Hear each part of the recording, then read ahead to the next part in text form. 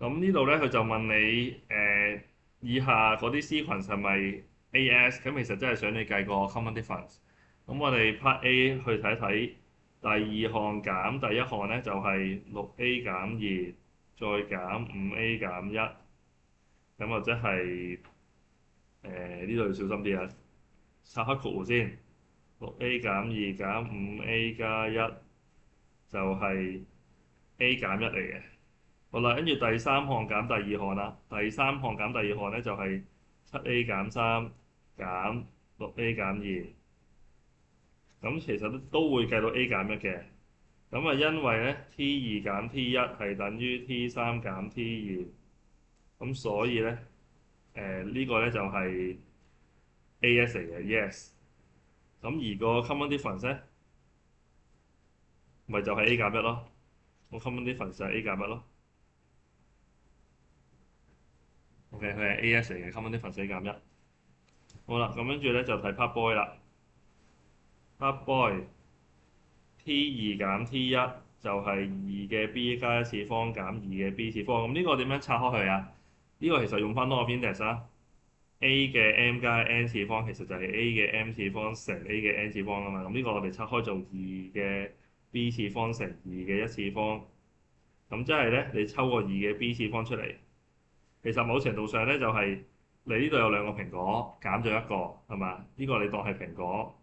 兩個蘋果減一個，咁就得翻一個蘋果啦。咁所以係2嘅 b 次方啦。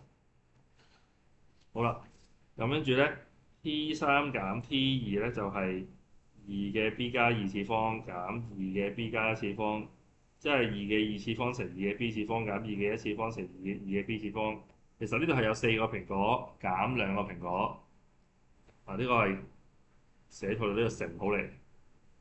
我講多次啊，呢度係有4個蘋果減兩個，4個蘋果減兩個蘋果，即係得翻兩個蘋果啦。咁呢個就擺到明咧，T2減 T1咧係唔等於 T3減 T2嘅，咁所以咧佢就唔係 AS 啦，佢就唔係 AS 啦。OK，跟住 part C 啦。第二項減第一項咧就係3個 log 2減一個 log 2，即係3個蘋果減一個蘋果，咁就係兩個蘋果。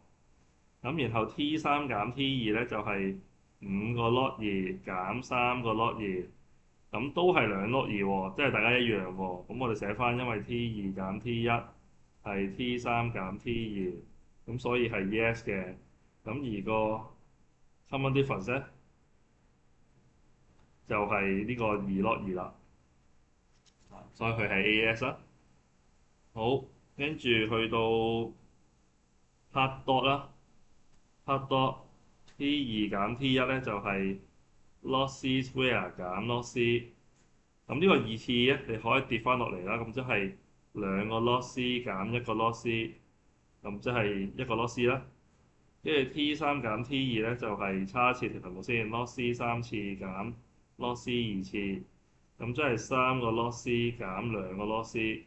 咦，其實都係計到 log C 喎。咁所以咧，我哋就可以寫翻，因為 T2減 T1係等於 T3減 T2，咁所以咧係 yes 嘅。然後咧，個 common difference 咧就係 log C 啦。OK，咁就搞掂啦呢個 part 多都。